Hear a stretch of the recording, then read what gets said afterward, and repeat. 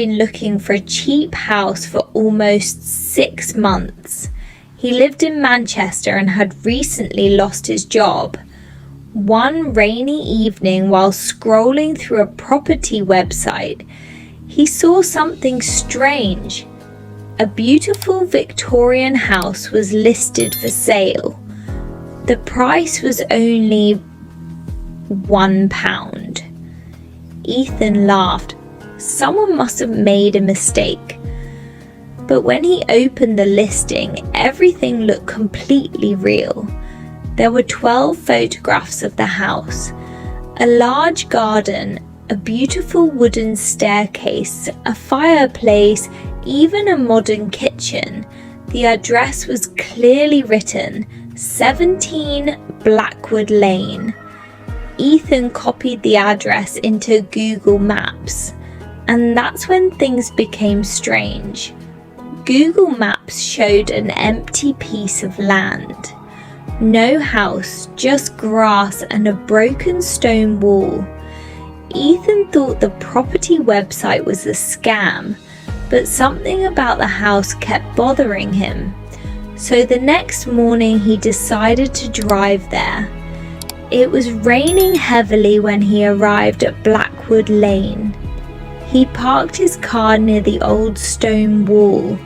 At first he saw exactly what Google Maps had shown him, an empty field, but then Ethan looked away for a moment. When he looked back, there was a house standing in the middle of the field, the same house from the website, the same windows, the same red door. Ethan froze. He checked his phone. The house was still listed for £1. He slowly walked towards the front door. There was no lock. The door opened by itself. Inside, everything looked perfectly normal. There was a warm fire burning in the fireplace. A clock was ticking on the wall, and on the dining table, there was fresh food, 2 plates, 2 glasses of wine. Ethan whispered, "Is anyone here?" Nobody answered. He walked into the living room. That's when he noticed the photographs on the wall. They showed a family, a father, a mother, a young girl. But the last photograph made Ethan's heart stop. It showed the same living room, the same fireplace, the same table, and standing beside the family was Ethan. He dropped the photograph. His hands started shaking. He looked at the date written underneath it. October 17th, 2031. Ethan checked his phone. It was only October 14th, 2031. The photograph had been taken 3 days in the future. He ran towards the front door, but when he opened it, there was no field outside, there was no road, there was no stone wall, only darkness. Ethan stepped backwards.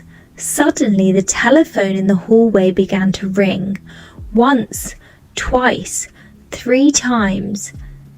He slowly picked it up. A man's voice whispered, "Ethan, don't leave the house." Ethan recognized the voice. It was his own voice. He dropped the phone. Then he heard footsteps coming from upstairs. Someone was walking slowly down the stairs. Ethan grabbed a heavy lamp and waited. A little girl appeared. She looked about 10 years old. She looked at Ethan and said, "You finally came." Ethan couldn't speak. The girl pointed towards the photograph. "You have to change it."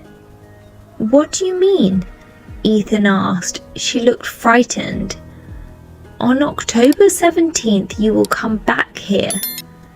Ethan stared at her. "Why?"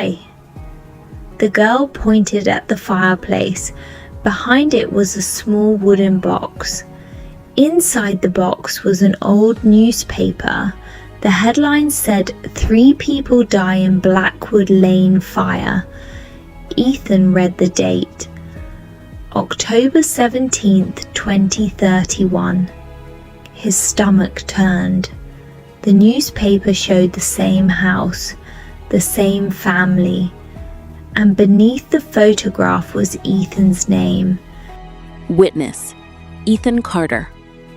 Suddenly, the little girl disappeared. The lights went out.